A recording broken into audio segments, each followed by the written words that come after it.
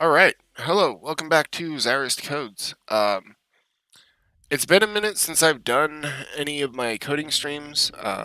For those of you who don't know, I recently ran into some medical issues as well as some personal related issues that prevented me from doing any of my streaming stuff, as well as my personal projects. So that's why I haven't had any uploads in a while. Um, I am getting back into it now as much as I can. I'm going to try to be working more time into my coding applications again and doing my streams and my YouTube. Um, yeah, if like I said, if you guys are watching this and you enjoy it, please be sure to interact. Let me know that this is something you like. Um, it's with what's going on with me, it's a little more difficult to get back into this, but I'm pushing really hard, and any motivation you guys can throw my way is always helpful. So I know that this is something that's worthwhile to be putting time into. Also, I'm putting some music in the recording this time around.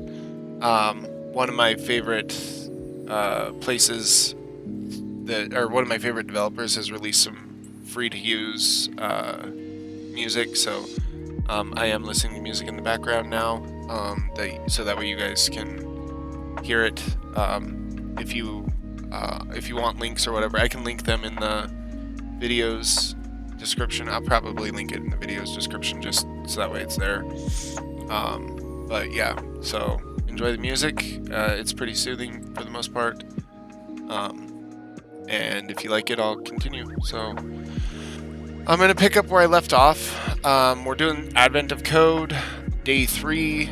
You'll notice that I have up to day 15 done already. That's because I was doing them at work on my personal time. Yeah, basically on my personal time and at work. But so I got up to day 15. I did not finish all of this year's.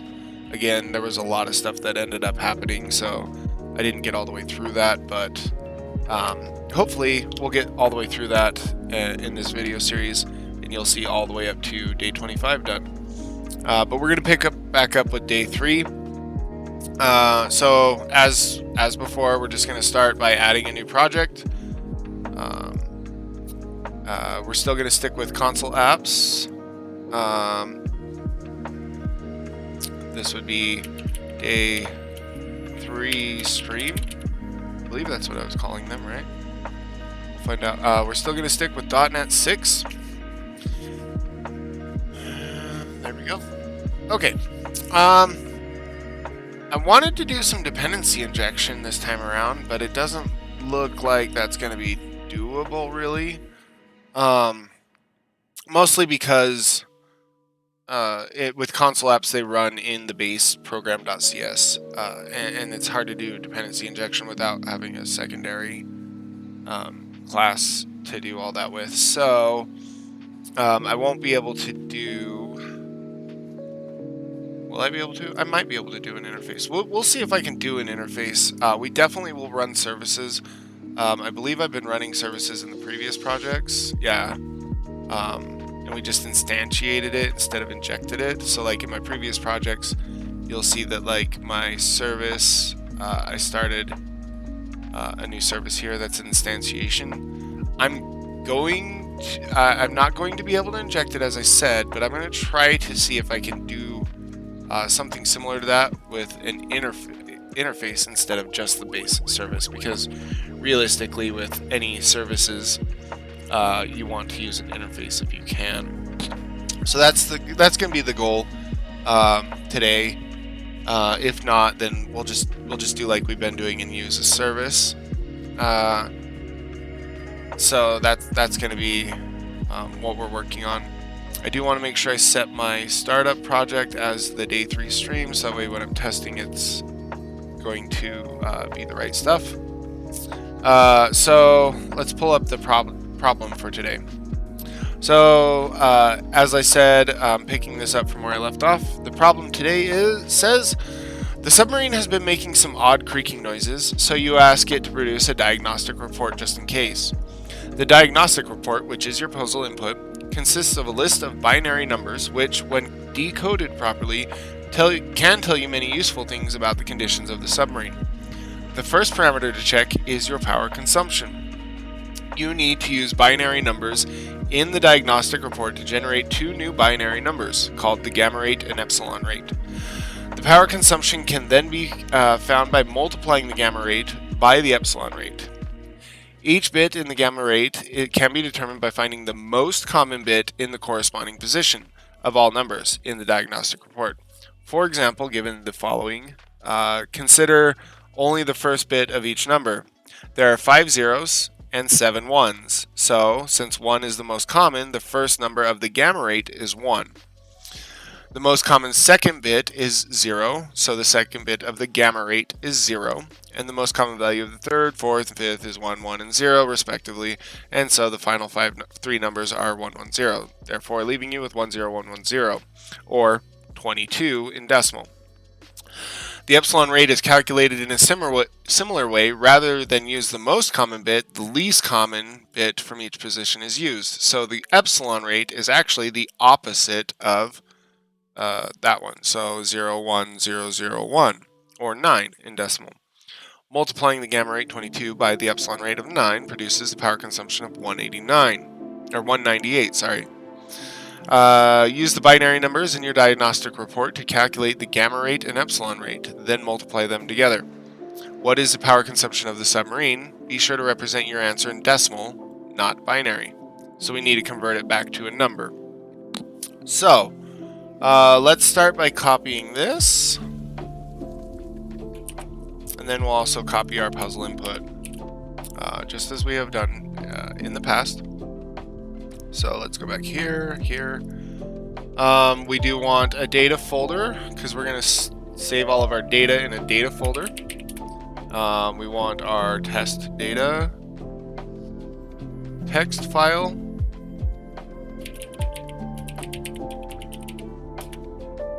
Where we will paste the test data.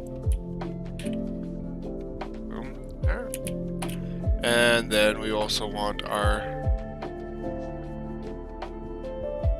data text file.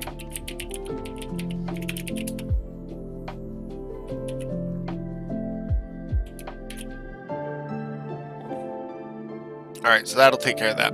Now, in the previous ones, I haven't actually put the services in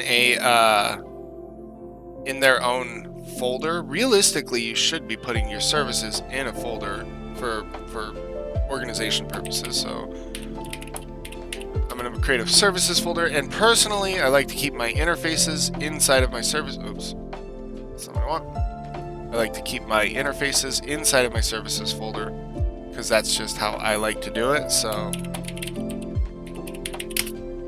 that's how I'm going to do that. Now, you don't have to do it this way. Some people lay their interfaces alongside the services, and some people have a interfaces folder separate outside. But I like to keep them in the same, or keep the interfaces contained within the services. So what I'm going to do here is I'm going to add a class. We're going to call it what do we want to call our service? What is our... Hang on a second. What do we want to call our service? Our service is going to be calculation service.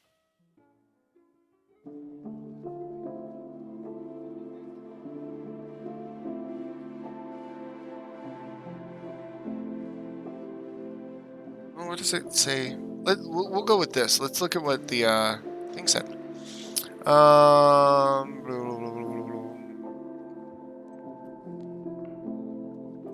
Let's do a diagnostic service. We'll call it a diagnostic service. That's what we'll call it. So, go back here, add class. Okay. So, diagnostic service. Okay. The I stands for interface. So this is an interface for my diagnostic service. So we're also going to add the service itself, which is a class diagnostic service. And I'll come back to the diagnostic service in just a second. I want to go back to the iDiagnostic service. Now this is not a class, and we want it to be public because I like public. Interface. Okay, so this is an interface, not a class. It's an interface, which is a type of class. But anyway, again, public, and it inherits from diagnostic service. There we go. Okay, so interface is kind of like, it's inheritance, obviously, because you're inheriting from, but it's kind of like a parent, but it's not really a parent. It's kind of more like a redirect. The phrase that is used at work is contracts, and I haven't been in coding long enough to really fully be able to define how contracts work. But my take on the way interfaces work is you make the request and you hit the interface method, and because the interface is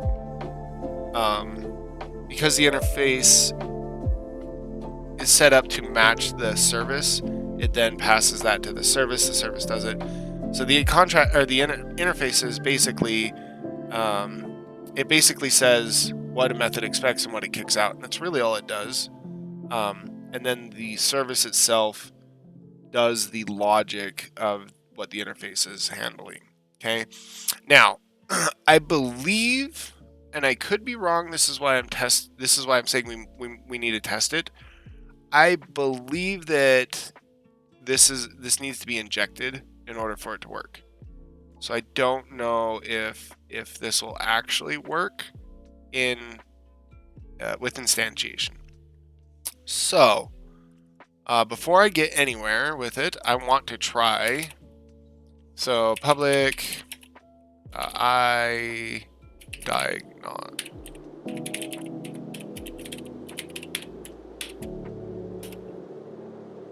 Public eye diagnostic service.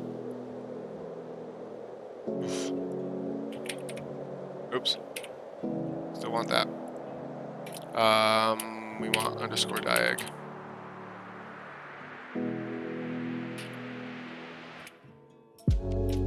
Equals new.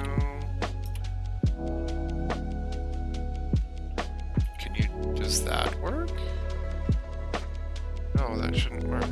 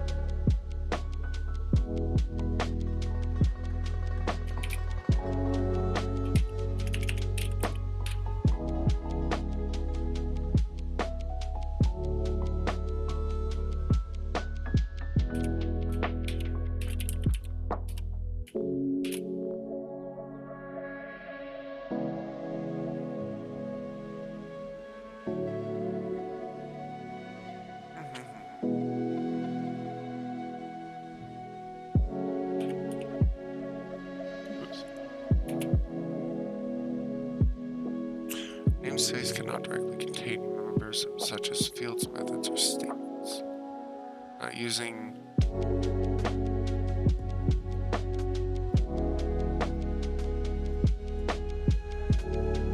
It's not using. Give me 1 second.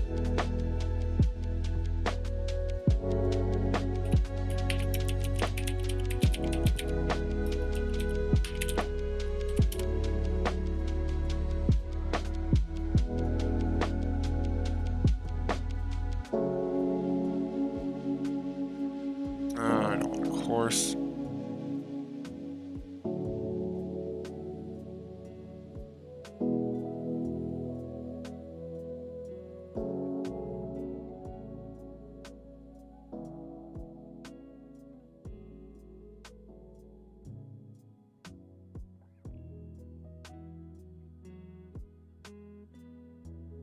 Just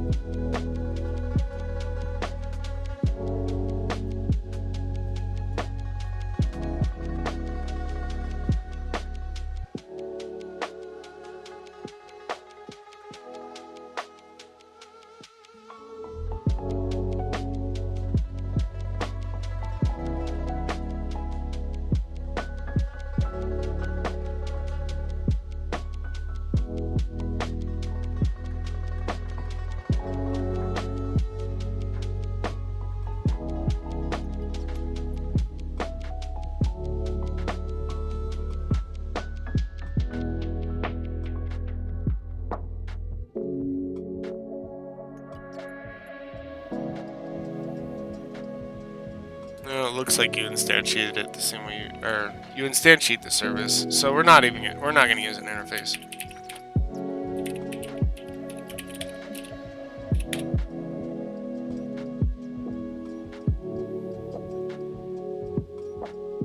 What the? Wait, what?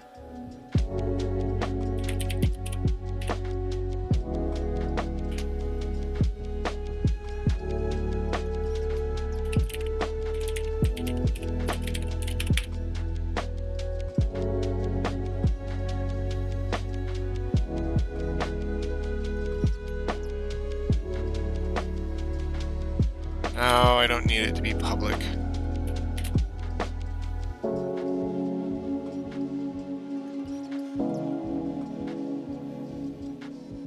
Does that work? Can I do that? Now that's gonna break.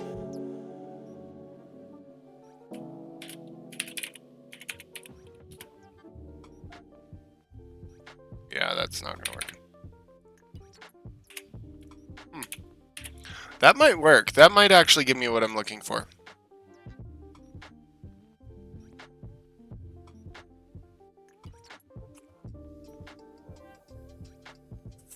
Because this should come through here, and it's implementing this type. That should work. That should do what we want it to do. We'll have to test it. But I'm pretty sure that'll do what we want it to do. So, now, as I was saying, the way that this works is whatever is hit here passes here because of inheritance. It's the interface is considered like an abstract class. So with abstract classes, any methods that you implement in the abstract class have to be defined in the whatever is inheriting from it. It's like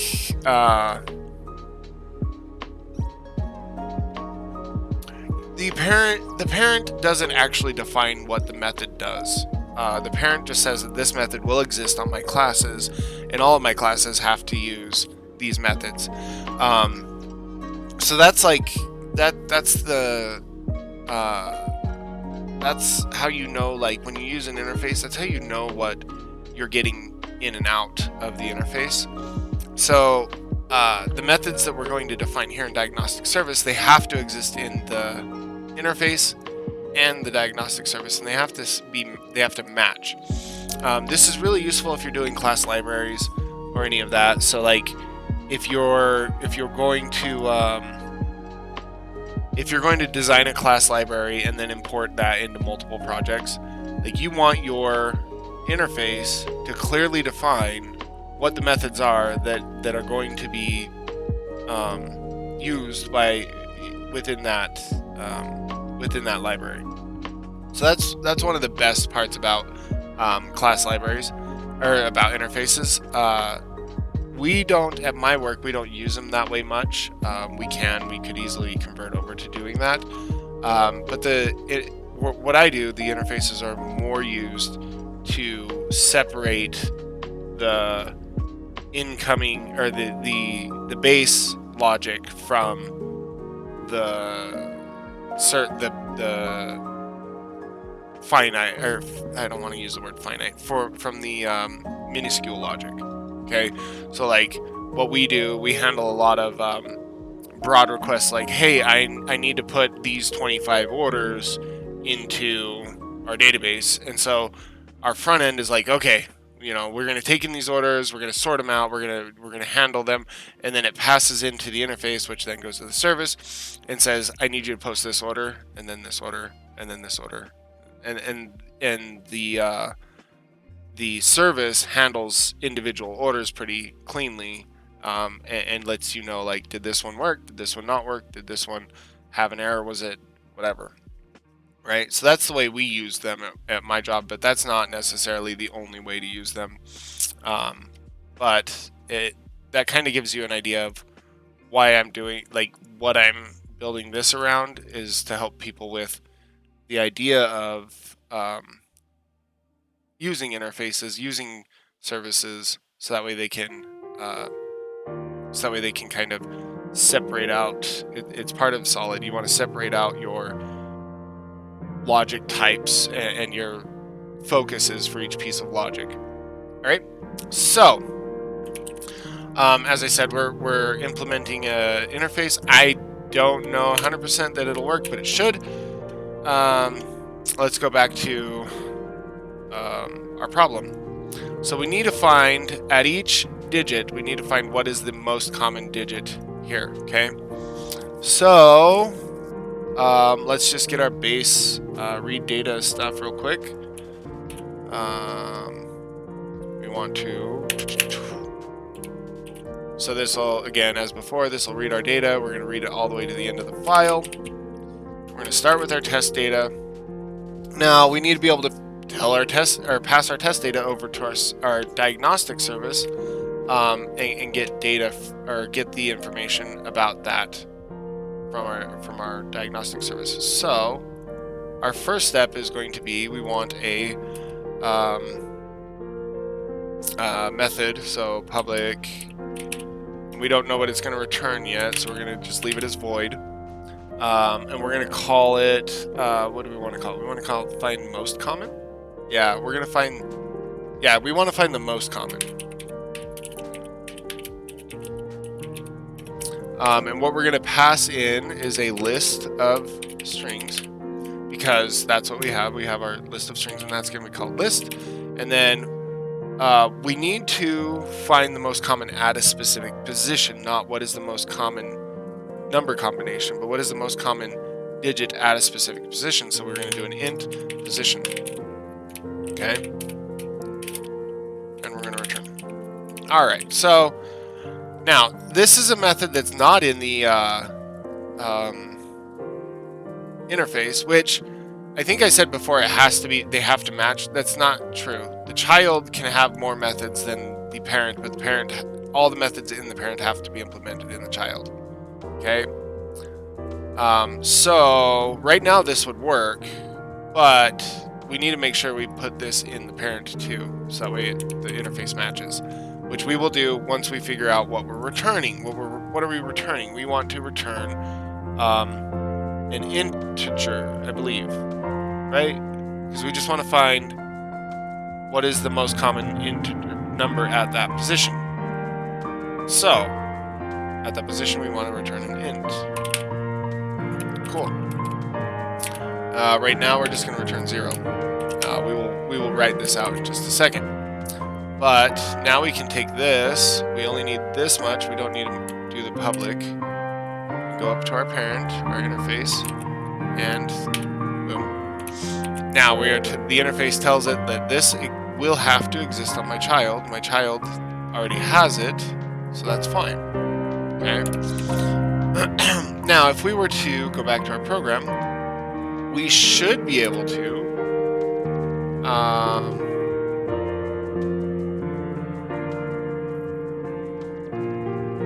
can I do this .toList?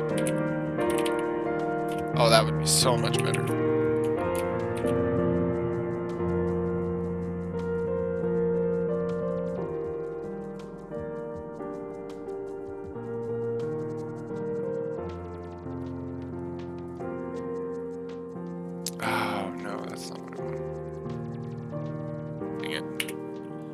Reads it to end. I need to do a split, I believe, to get it to, yeah. Okay, so we're gonna do var list, or data list. We want to do data list equals data dot split. We don't want it on new char. We want to split it on, oops. Let's split it on rn, because that's new line. And then this is where we can do a toList. There we go. So that should return all of our stuff as a data list. Now, excuse me. We should be able to do we need to do var return equals diagnostic dot find most common. We're going to pass in our data list, and right now we'll just pass in 0. real quick. I just want to test this and see if we get back a digit from our interface, or from our service. We should get back 0.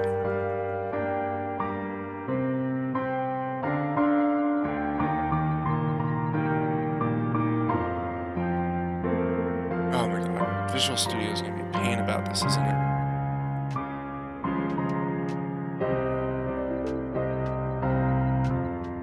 Yes, we get back 0. Perfect. That's exactly what we wanted. Okay, so what we need to do now is actually do the most common calculation. Okay, so let's go back here. We don't just return 0. We need to find out which one is the most common in the list at that position. Okay, so what we're going to do is we want to do for each string s in list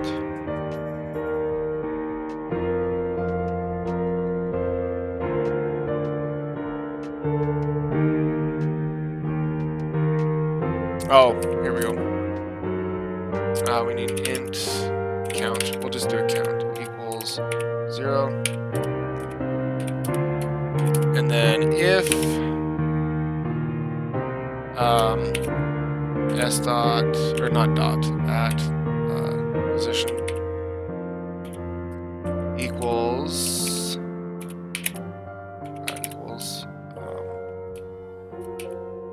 not j, just 1, because we're not parsing them to numbers. Actually, we're they're characters at that position.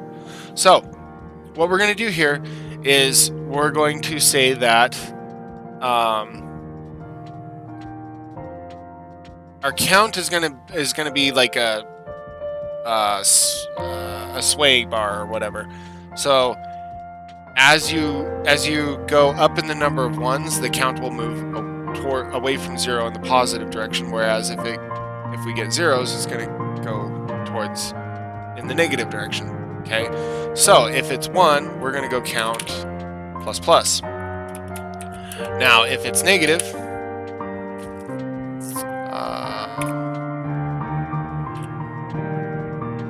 or if it's 0, which we should just be able to do an else instead. Minus minus. Now, what do we return? Okay, well, if it's a tie, did it say anything about ties?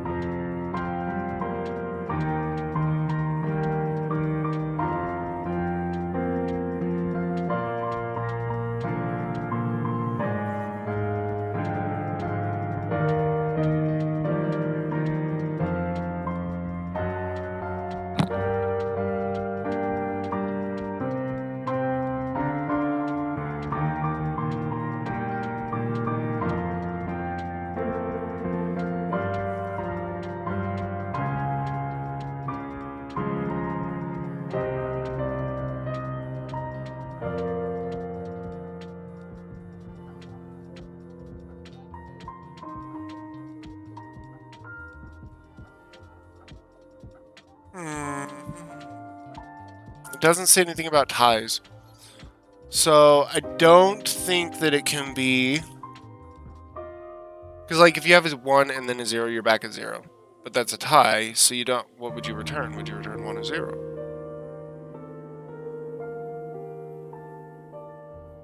I think that... Because it doesn't say anything about comment or ties, I don't believe that it can tie.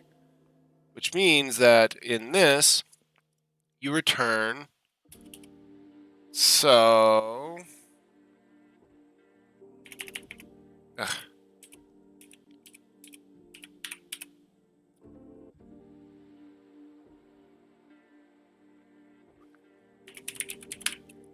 count greater than 0.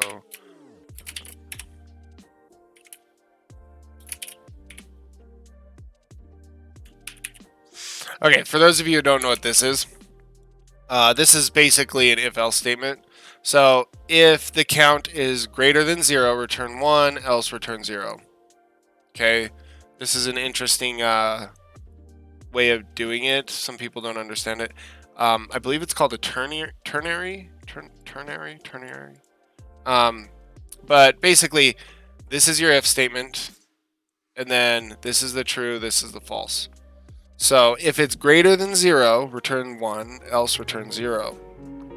And that helps me instead of having to do if greater than 0, return 1, if less than 0, return 0.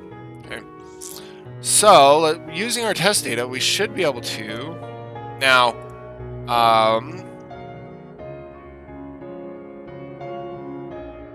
we need to wrap this as well. So for int I equals 0, because we need to iterate through each one, right? I is less than data list. We want at 0. So we just want the first line in the data list dot length I++.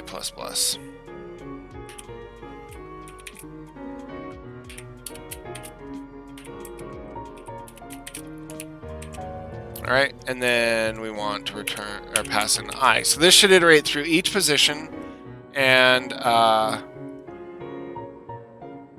give us our digit at each point. Now we need to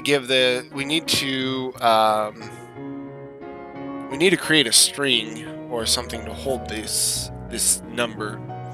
So what's the best way to do that? What do we want to do?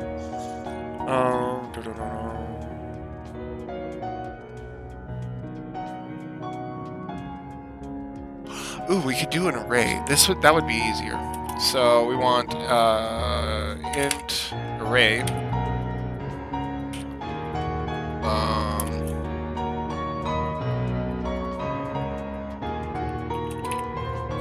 Gamma rate equals new int array, and we want data list. I don't know if this work at 0 dot length. Oops.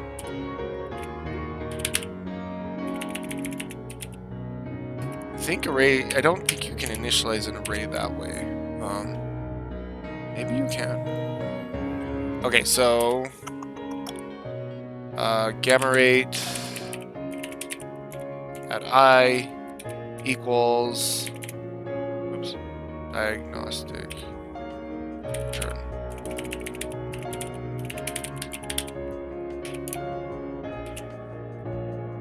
Right, that should work. So we should be able to see what is the most common. Okay, so the most common for gamma rate, we ended up with 10110, which is exactly what it said we should get in the test data. 10110. Right? Perfect. That's our first part. Now we need to find epsilon rate. Now, we don't need to rewrite a new method that does least common because we already know what the most common is. Okay? Hang on. Let me think about that for just a second. Because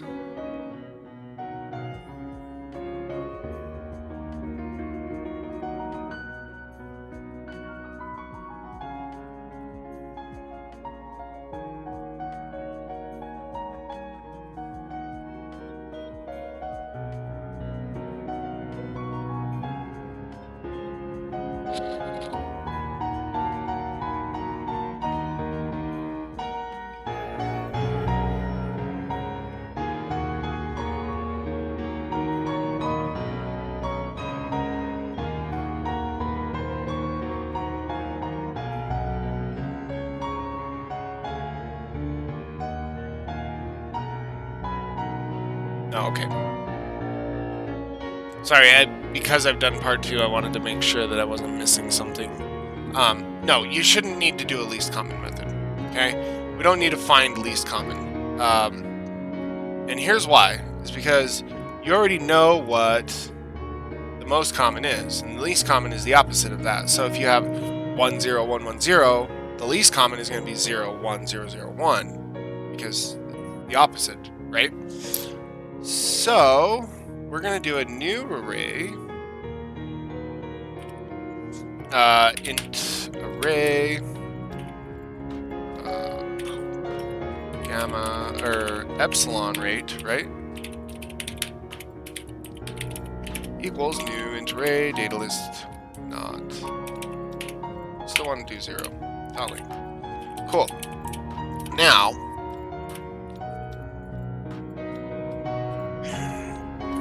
oops.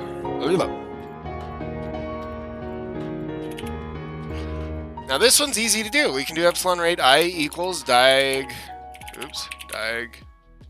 return equals 1, and we're going to do a ternary question mark. We don't want it to be 1, we want it to be 0, and then if not, it's 1.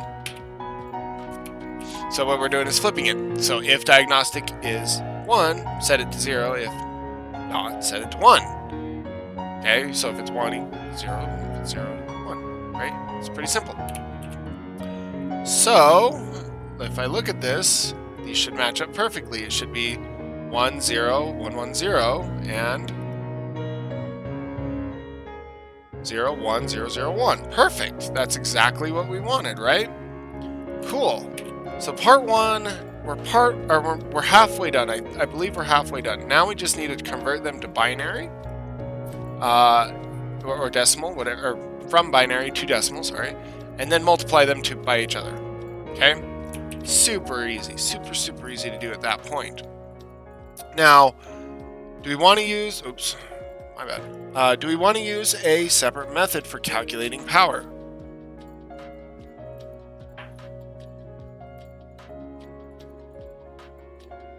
There's one in my jacket pocket. A marker. Okay.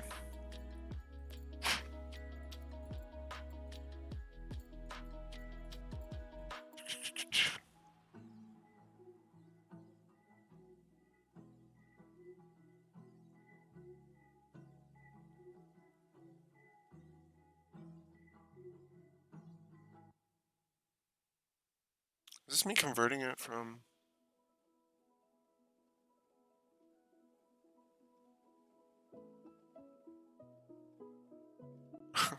This is me converting it to, Sorry, I'm looking at my notes. It's been so long since I did this. Okay, so,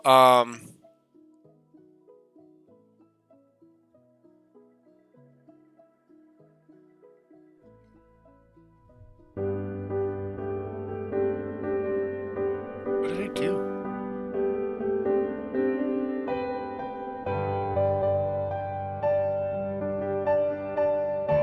What is this? What did I do here?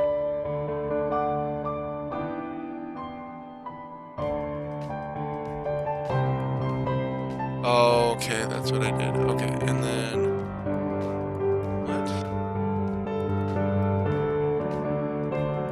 Calculate. Okay, so I just converted... That's how I converted it to from binary to... Okay. Which is easy to do.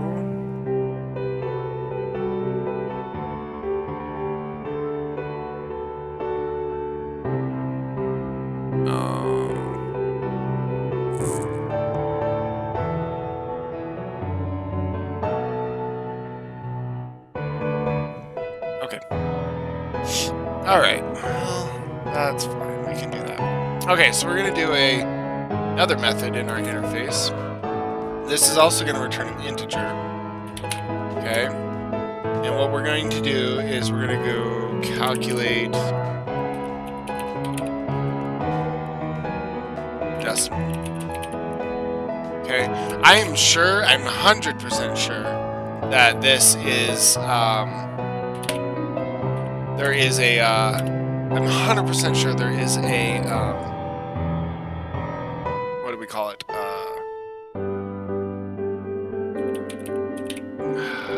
A pre-built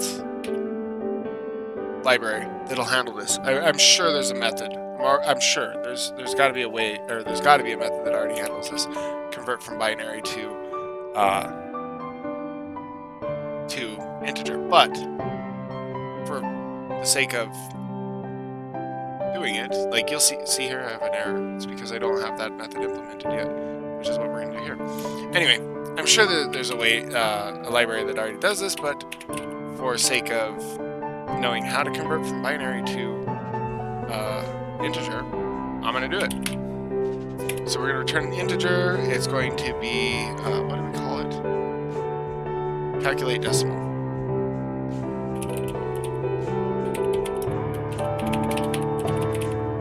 And we're going to pass in an int array. And we're going to call that our, what are we calling it? Our binary.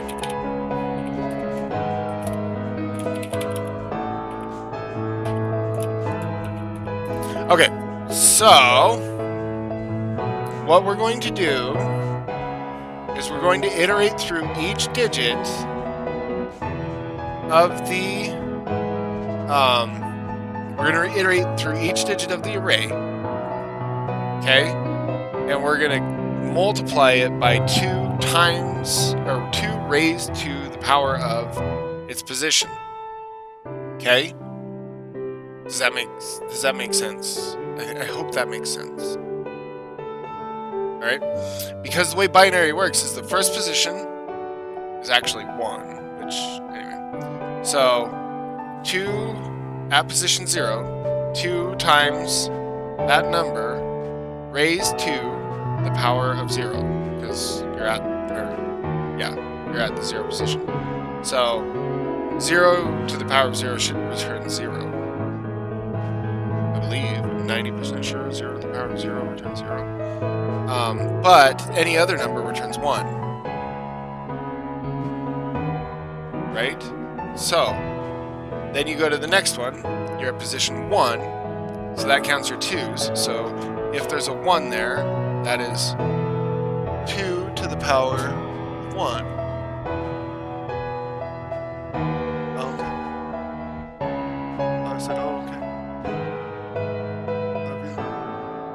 So, if there's a 1 there, that's a 2. Now, if it's 0 to the power of 1, it's still 0. Okay? And then you go to the next one. Well, 2 to the power of 2 is 4. So, if there's a 1 there, that's a 4. Right? And then, so you add all those up. Okay? So, what we need to do in order for that to work is we need to have an integer. No. We need to do it as a double. Because when you're multiplying, anyway. Double. Sorry, double. Oh my god, fingers, type. We're just going to call it R. Equals 0. Okay. Now, for... how do we want to do this? We want to start at the far right. So, int I equals data dot length, or not data, binary dot length. How did I get data? How did I access data? Oops. -1. I is greater than or equal to 0. I minus minus. That should move us this way, starting at the very last position, moving this way.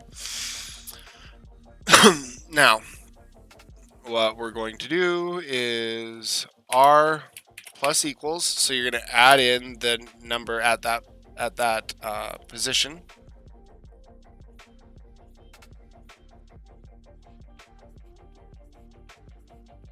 And we're going to do binary at I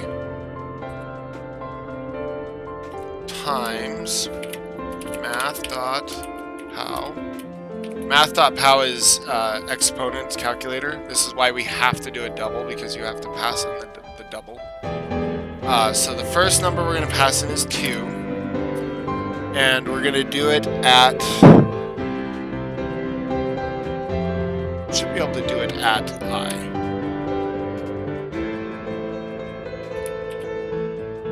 And then we return, and we got to cast it back to an int. We're going to return R.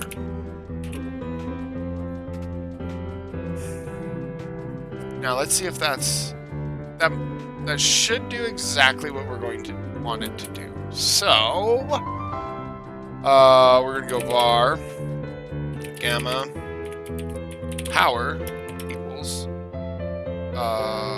diagnostic dot calculate decimal. We're going to pass in the gamma rate, not rate, rate, and then we want var epsilon power equals diag dot calc, pass in epsilon rate. Why did that R stay there? Okay. So, oops, just the one that. So what we're gonna do here is return the gamma power is. Oh, we need a $sign. Gamma power is gamma power, and then the epsilon power is epsilon power for a total rating of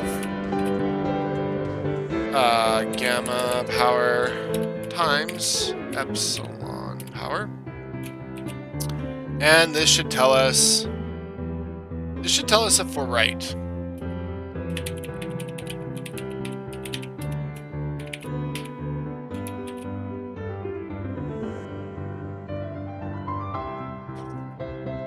The gamma power is 13, the epsilon power is 18 for total, which is wrong.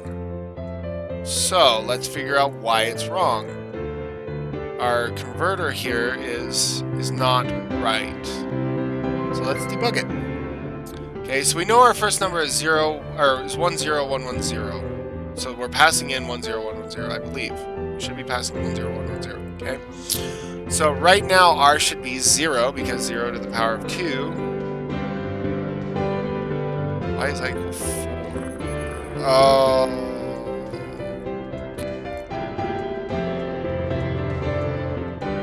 I think we need to do data, or not data length, binary dot length minus I. Because we needed to do, anyway. 44 and 18. Still not right. So length 5, 1.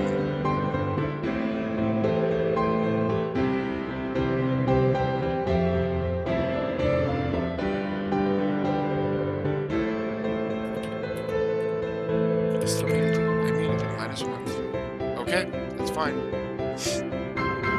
There we go. 22, 9. Okay, it's mostly because of what I was trying to set as the position. So at first I was setting the position of the 0 position at 4. Anyway, yeah. So, but that gives us the right rating, 198. Right? Boom, 198. Perfect. We've got this. So now we can actually run the actual data. Oops, wrong one. Data, actual data. This. Let's go back to our program.cs, run our actual data, and make sure we have the right solution. So 2849, 1246 for a total power of 35,49854. You should verify the life support rating, which can be determined by multiplying the oxygen generator rating by the CO2 scrubber rating. Both the oxygen generator rating and CO2 scrubber rating are values that can be found in the diagnostic report. Finding them is the tricky part. Both values are located using a similar process that involves filtering out values until only one remains. Before searching for either rating values, start with the full list of binary numbers for your diagnostic report and consider just the first bit of those numbers. Then, keep only numbers selected by the bit criteria for the type of rating value you are searching. Discard numbers which do not match the bit criteria. If you have only one number left, this is the rating value for which you are searching. Otherwise, repeat the process considering the next bit to the right. The bit criteria depends on which type of rating value you want to find. So, to find the oxygen generator rating, you determine the most common value, or 0, 0, and 1, in the current bit position, and keep only numbers with that bit in that position. So if 1 and 0 are equally common, keep values with a 1 in that position being considered. To find the CO2 scrubber rating, determine the least common values, 1 or 0, 0 or 1, in the current bit position, and keep only numbers with that bit in that position. If 0 and 1 are equally common, keep values with 0 in the position being considered. So, and then you have your examples. So, for this, we're going to find the most common, and we're going to use the most common to determine the least common as well, but you're going to find the most common and keep ones with 0. Keep the most common if they are equal, keep the 1.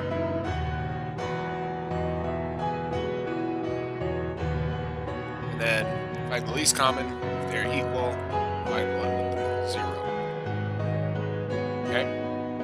So, what we're going to do here, I want to start off by taking my data list. I'm going to create 2 new lists based on it. So, list var O2 list equals data list, and var CO2 list equals data list. So that gives me a list for my oxygen levels and my CO2 levels. And I'm just going to start here. I'm just going to do it in this for loop. So if O2 list count is greater than 1,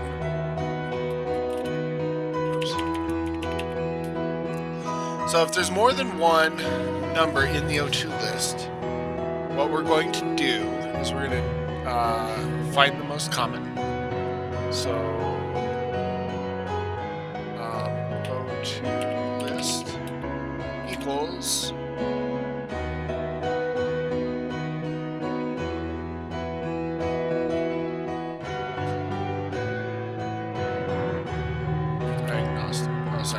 diagnostic.find most common O2 list I.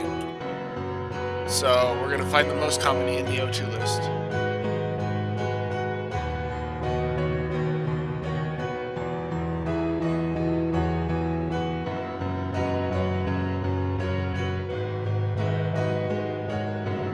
Oh. Var O2 return. I forgot that it returns an integer. So that's going to give us our integer of what is the most common in that.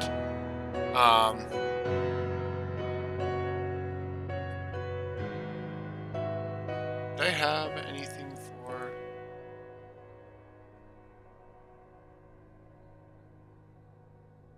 Count is greater than 0. Let's return 0.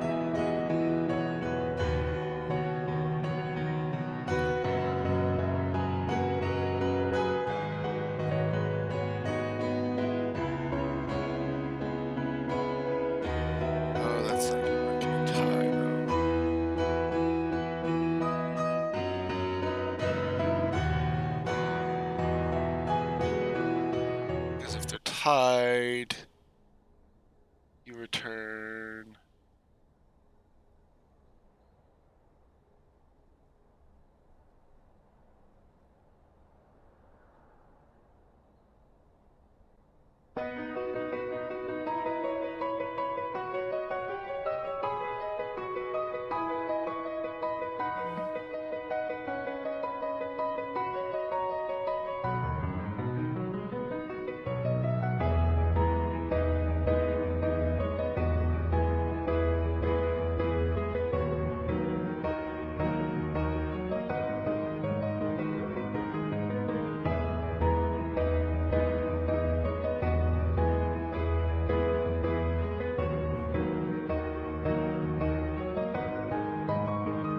going to pass in a new int. We call it tie return. So that way we can do a tie. So if count equals 0, exactly equals 0, return tie return. Okay. That means I need to update my interface to have an int tie return as well. And then I also need to update this program to pass out a 0. So what if the O2s are a tie? You want to return 1.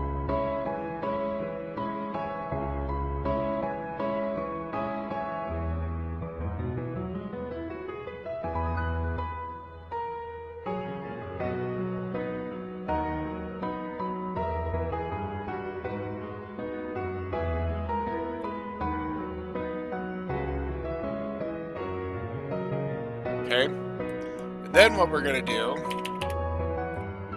sorry, I was thinking, so you're gonna return 1, and then what we're gonna do there is we're gonna go O2 list equals O2 list dot where x lambda x dot, no, x lambda x equals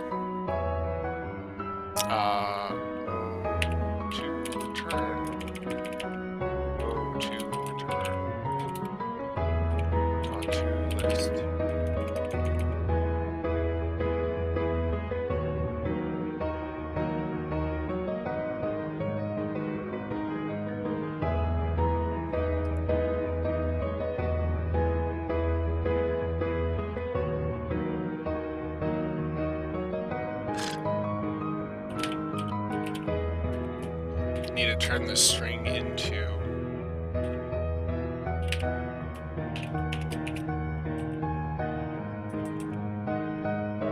ZI should be a char. Not convert from system chart. Smart chart.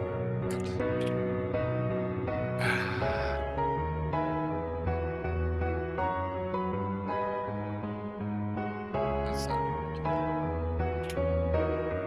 So that turns it into a char. Turn it into a string. Parse it.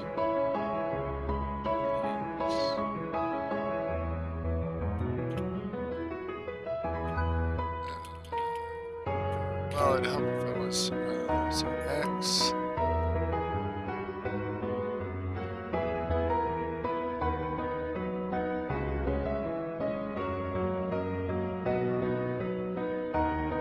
So this would be a string.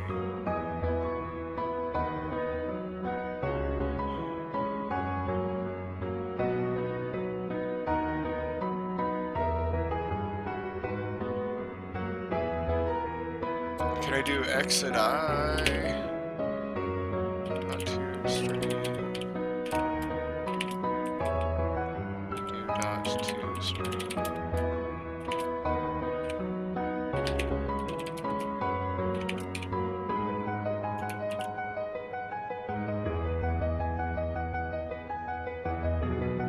So what I'm doing here is I'm taking the number,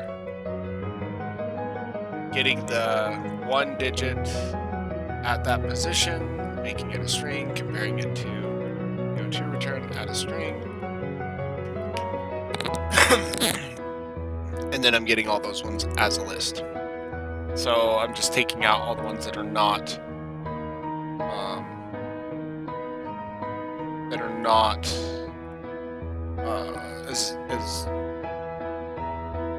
not the most common.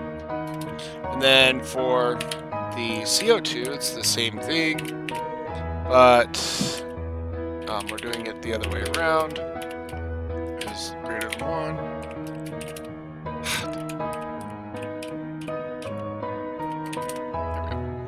Var CO2 return equals diagnostic dot find most common CO2 list at I, and we're returning out 0 for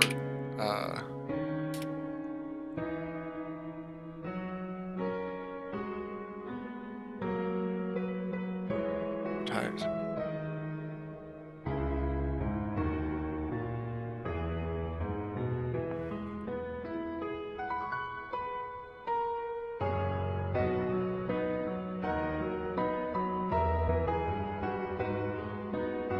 Keep only numbers with the least common. So we want to keep values with a 0.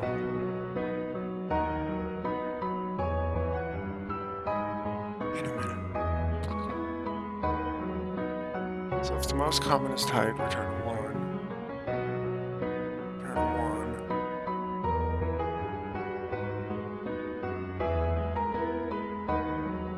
1. So we want to keep the zeros. So for this, we want to keep the zeros, which means we need to get rid of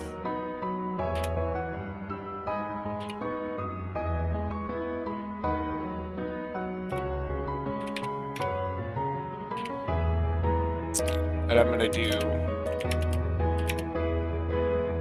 do a ternary. So if it returns a 0, I want it to be 1. Otherwise, I want it to be a 0. Oops. So then I can do the exact same thing. CO2 list equals CO2 list dot where x lambda x dot or I dot toString equals CO2 return dot toString to list. O2 power, calculate decimal. I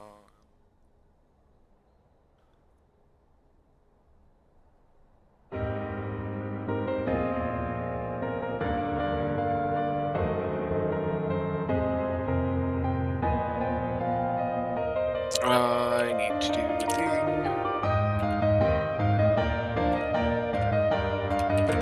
So to calculate those decimals, I need to turn these strings into a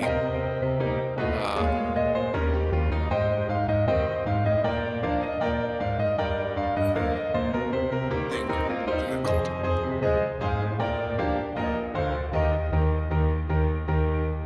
and turn array. So let's do that real quick.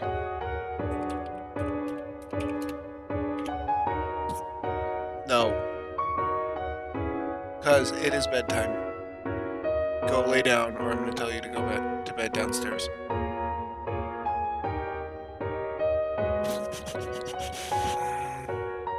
I'm going to have to do another for loop. I don't want to have to do another for loop. Okay, let's do...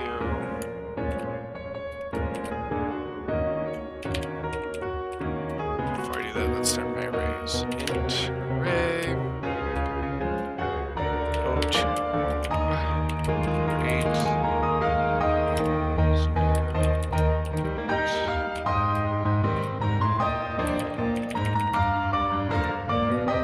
Data list at 0. Public.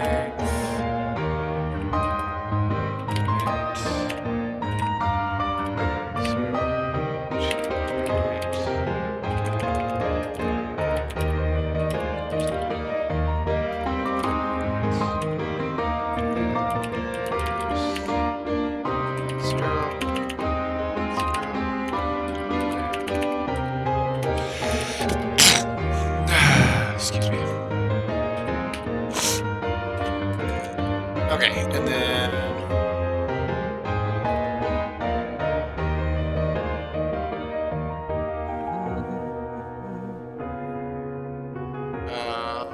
O2 rate at I equals int.parse. Is that how I did it? Did I do an int.parse?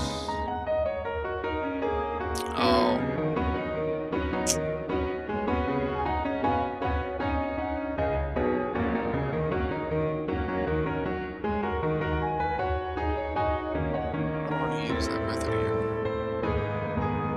O to list.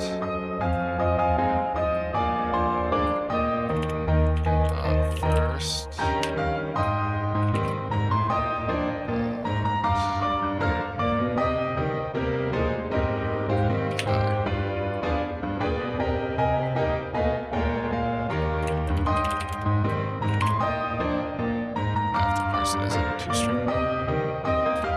CO2 rate at I equals int dollars. CO2 list first. O2 rate. CO2 rate. And then we're gonna do the same thing here. Console. Right line.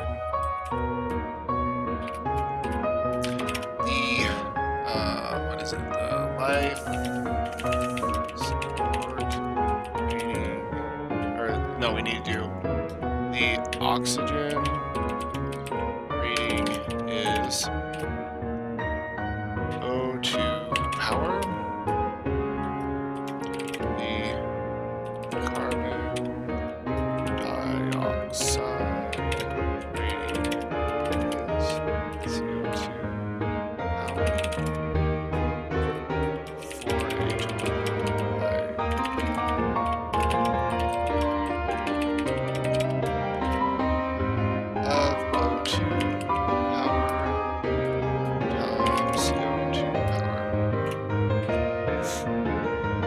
Let's do our test data to make sure it's what we're expecting. Our test data says that we should get 23 and 10 for 230. Oh, okay. I didn't set my start. Keep my start on.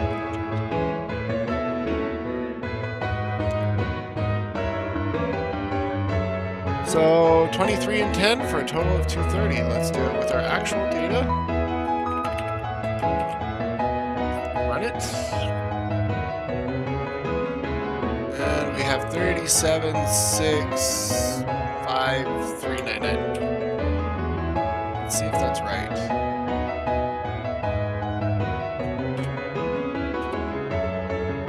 That is the right answer. Cool. All right. I will get started on day 4 here shortly and try to get that video ready for YouTube. As I said before, if you like what you see, please like, share, follow, leave a comment, all of those good things. That way I know that I'm doing something that's useful for people. We'll see you in the next one. Hey everyone, thanks for watching the video. If you enjoyed what you saw, please drop a like, leave a comment, subscribe. If you haven't already, please join the Discord server. We are looking to grow as much as we can, and hopefully you found this content interesting.